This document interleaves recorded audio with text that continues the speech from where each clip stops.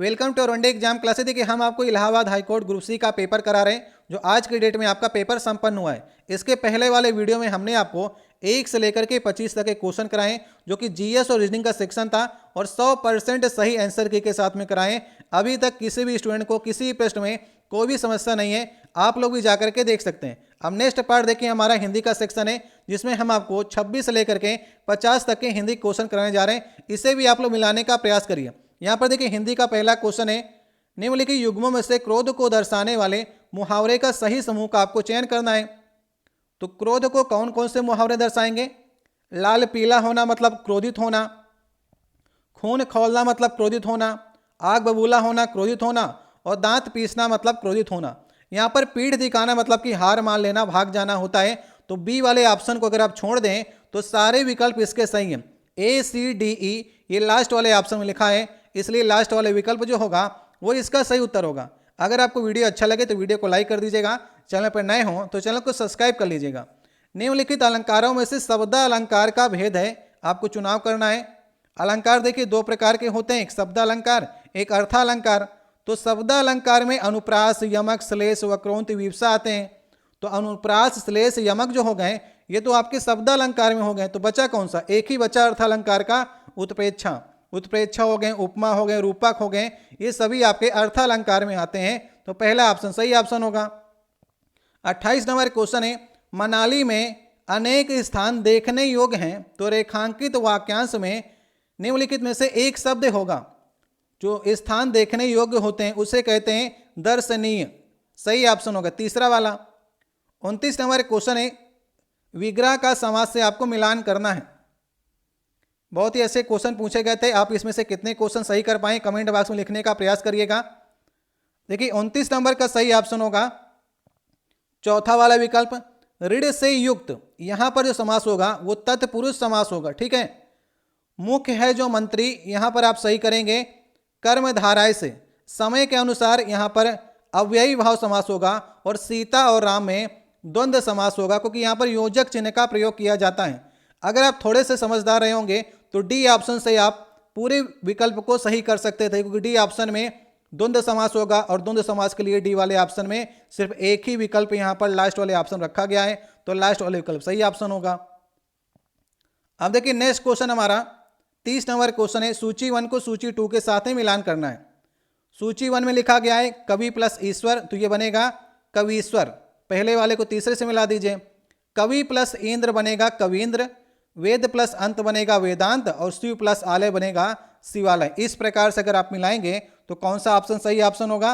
तीसरा वाला विकल्प सही ऑप्शन होगा। पहले को तीसरे से और बी को पहले से, सी को चौथे से और डी को आपको मिलाना होगा तीसरे से, डी को मिलाना होगा दूसरे से, तो शिवालय बनेगा, ठीक है।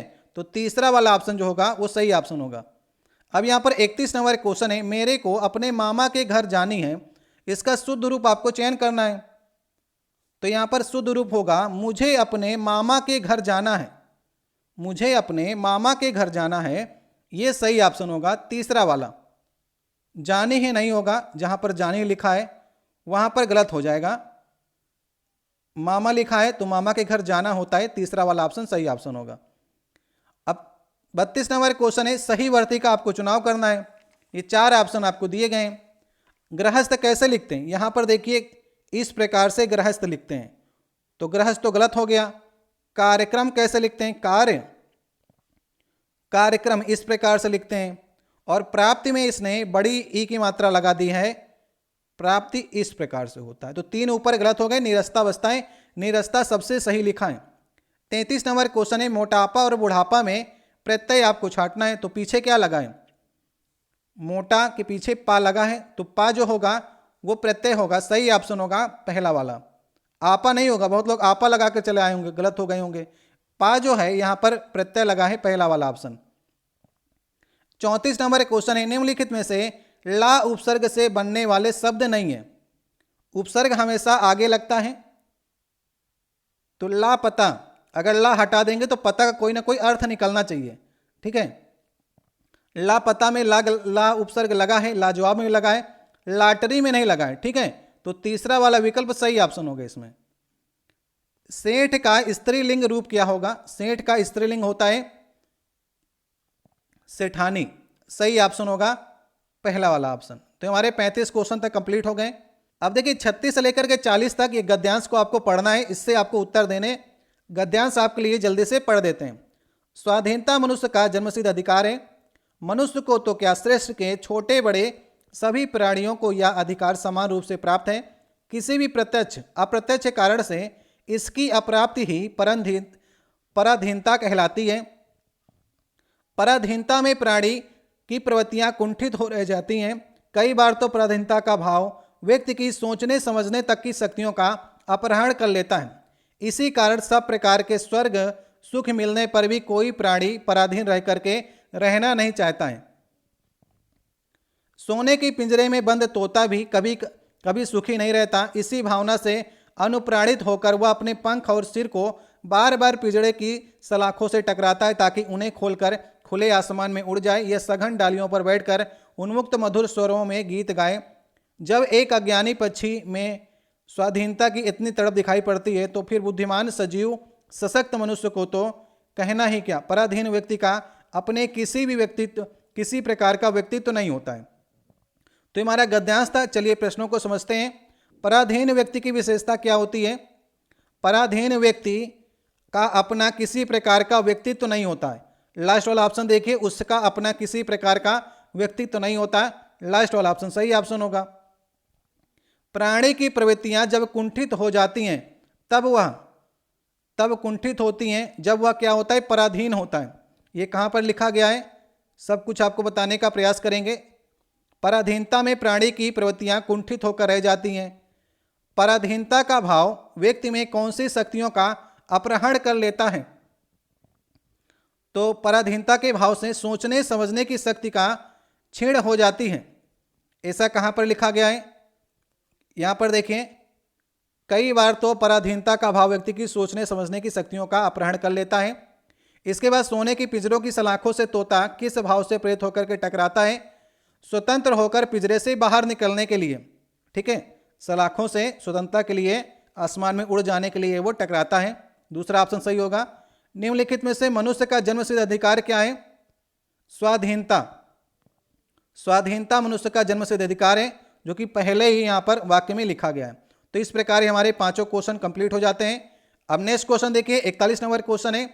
विलोम शब्द का युग्म आपको सही का चुनाव करना है।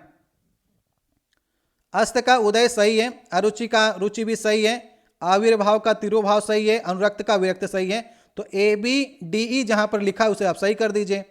अथ का देखिए क्या होता है, अथि का इति होता है, इसलिए सी वाला ऑप्शन सही नहीं होगा। जहां पर सी है उसे आप गलत करना पड़ेगा। 42 नंबर क्वेश्चन है। होनहार बीरवान के हो चीकने पात। लोकोक्ति का उचित अर्थ क्या है? मतलब ये है कि होनहार के लक्षण प्रारंभ से प्रकट होने लगते हैं। कई बच्चा जो है, आपने देखा होगा, कोई घटना करने लगता है तो लोग कहते हैं कि होनहार बीरवान के हो चीकने पात। मतलब जो बच्चा बनना चाहता है उसकी घटनाएं आपको पहले से दिखना स्टार्ट हो जाती हैं। तो इस प्रकार से आप उदाहरण से समझ सकते हैं। दूसरा वाला ऑप्शन सही ऑप्शन होगा। 43 नंबर क्वेश्चन है। देखिए इस क्वेश्चन में काफी लोग को समस्या है। रेखांकित शब्द में उचित विकल्प का चुनाव करिए। मैंने राधा को पुस्तक दी। ठीक है, जरूरी नहीं कि इसमें जो उत्तर लगे वही उत्तर सही होंगे, हम जो बता रहे हैं वही उत्तर आपके लिए सही होंगे। यहाँ पर देखिए कर्ता नहीं कर्म को, बहुत से लोग इसमें कर्म कारक को लगा कर आए हैं, लेकिन ध्यान रखिएगा जब भी कोई सामान या वस्तु दी जाती है या ली जाती है वहां पर संप्रदान कारक होता है। अगर लेना और देना छोड़ दिया जाए, अगर वहां पर कोई चीज होगी तब कर्म कारक होगा, इसलिए यहां पर संप्रदान कारक होगा। मैंने राधा को पुस्तक दी, तो को और के लिए भी जब लगा होता है तो संप्रदान कारक होता है, इसलिए लास्ट वाला ऑप्शन सही ऑप्शन होगा। 44 नंबर क्वेश्चन है। थोड़ा दूध हमारे लिए भी लेते आना। तो यहां पर थोड़ा जो है ये अनिश्चित है और परिणाम को भी जनाता है, तो अनिश्चित परिणाम वाचक विशेषण है, सही ऑप्शन होगा तीसरा वाला विकल्प। 45 नंबर क्वेश्चन है। भविष्यत काल के भेदों का उचित विकल्प का आपको चुनाव करना है। तो भविष्यत काल के 3 भेद होते हैं, 3 में से 2 यहां पर लिखे गए, समान भविष्यत और संभाव भविष्यत। एक बचता है हेतु हेतु मद भविष्यत, तो वो तो यहां पर लिखा नहीं गया है, तो 2 लिखे गए हैं और ये पहले ऑप्शन में लिखे गए हैं। 46 नंबर क्वेश्चन है। नाना जी फल खरीद कर घर आए। तो यहां पर खरीद कर में आपको क्रिया बतानी है। यहां पर देखिए 2 क्रियाएं हैं। एक तो क्रिया है पूर्वकालिक क्रिया, मतलब कि घर जो आए हैं तो फल को खरीद करके आए। पहली क्रिया जो हुई है वो फल को खरीद लिया है, तो पूर्वकालिक क्रिया जो है खरीद कर। सही ऑप्शन होगा दूसरा वाला विकल्प। 47 नंबर क्वेश्चन है, यहां पर आपको मिलान करना है सूची 1 को सूची 2 के साथ में। तो बाहर कौन आया, ये सेंटेंस जो है वो प्रश्नवाचक है, ए को आप चौथे से मिला दीजिए। वह अपने आप चला गया, तो आप आया ना तो निजवाचक में जाएगा, बी को आप पहले से मिला देंगे। यह ले आओ, यह ले आओ मतलब यहां पर आप निश्चयवाचक सर्वनाम की बात कर रहे हैं, यह लगा है, तो सी को आप दूसरे से मिला देंगे।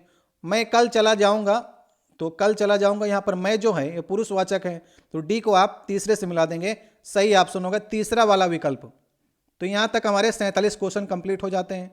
48 नंबर क्वेश्चन है, सामने के मकान में रहने वाली सुशीला अत्यंत मेधावी छात्रा है। तो यहां तक सामने के मकान में रहने वाली सुशीला, यहां तक जो वाक्य का खंड है ये संज्ञा पदबंध में आएगा। सुशीला के पहले जो लिखा है वो सब कुछ सुशीला के साथ में संज्ञा पदबंध में आएगा। सही ऑप्शन होगा दूसरा वाला। जिसने लाल कमीज पहनी है वह मेरा पड़ोसी है, इसको सरल वाक्य में चेंज करना है। ठीक है, सरल वाक्य में चेंज करने के लिए लाल कमीज वाला मेरा पड़ोसी है, ये इसका सही उत्तर होगा। बहुत से लोगों ने तीसरा वाला किया लेकिन गलत है। आपको जो सरलता रूप में करना है तो लाल कमीज वाला मेरा पड़ोसी है, डी वाला ऑप्शन जो होगा वही इसका सही उत्तर होगा। अब देखिए लास्ट क्वेश्चन हिंदी का है, 50 नंबर क्वेश्चन। सूची 1 को सूची 2 के साथ में मिलान करना है। अब यहां पर देखिए जिज्ञासु लिखा गया है। जिज्ञासु मतलब होता है जिसमें जानने की इच्छा हो, तो ए को आप तीसरे से मिला देंगे। परोक्ष मतलब जो आंखों के सामने हो, बी को आप चौथे से मिला देंगे। असक्त मतलब जिसमें शक्ति ना हो, सी को आप दूसरे से मिला देंगे। और निशाचर मतलब रात में घूमने वाला, तो डी को आप पहले से मिला देंगे।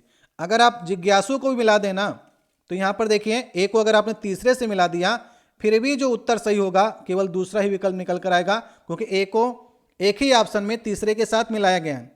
तो इस प्रकार से हमारी ये हिंदी के भी 25 क्वेश्चन कंप्लीट हो जाते हैं। तो आपको किसी प्रश्न में कोई भी डाउट होता है आप कमेंट बॉक्स में कह सकते हैं। हमने आपको बिल्कुल सही उत्तर बताए। अगर आपको भ्रम हो तो आप एक बार फिर से वीडियो को देख लीजिएगा। तो 2 पार्ट हमारे यहाँ पर से कंप्लीट हो जाते हैं, जीएस का और हमने आपको हिंदी का करा दिया। तो यहाँ तक हमारे 50 क्वेश्चन कंप्लीट हो जाते हैं। आपको वीडियो कैसा लगा इसे कमेंट बॉक्स में लिखिएगा। वीडियो अच्छा लगा हो तो वीडियो को लाइक करिएगा। अगर चैनल पर नए हो तो चैनल को सब्सक्राइब कर लीजिएगा, ताकि आने वाले जो वीडियो हैं वो आपके पास सबसे पहले पहुँच सकें। ठीक है, आपने देखा किसी प्रश्न में डाउट हो तो कमेंट बॉक्स में आप लोग लिखने का प्रयास करिएगा।